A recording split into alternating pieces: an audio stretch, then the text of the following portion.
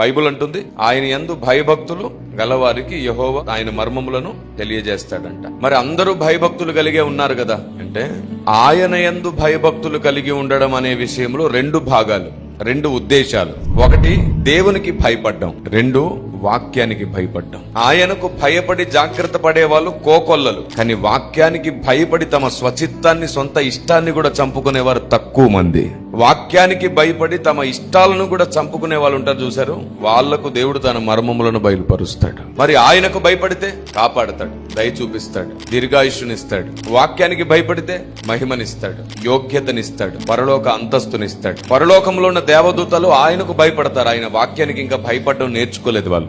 మనం నేర్పించాలి. కాబట్టి బైబిల్ గ్రంథంలో ఉన్న సంగతులను, ఆశ్చర్యంగా దాచిన సంగతులను తెలుసుకోవడానికి ఎలా తెలుసుకోవాలి, ఎలా చూడాలో మీకు నేర్పించడానికి ఈ మాట చెప్తున్నాను.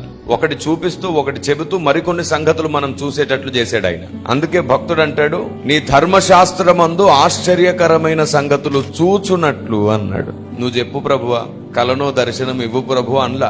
అంత చాతగాని ప్రార్థన చేయలేదు భక్తుడు. నాకు చూపించు, నేను చూస్తాను, నేను కూడా పరిశీలిస్తాను, చూడడం నేను నేర్చుకుంటాను. అంటే ప్రాక్టికాలిటీ, అనుభవ జ్ఞానంతోనే నేను దీన్ని పొందుతాను.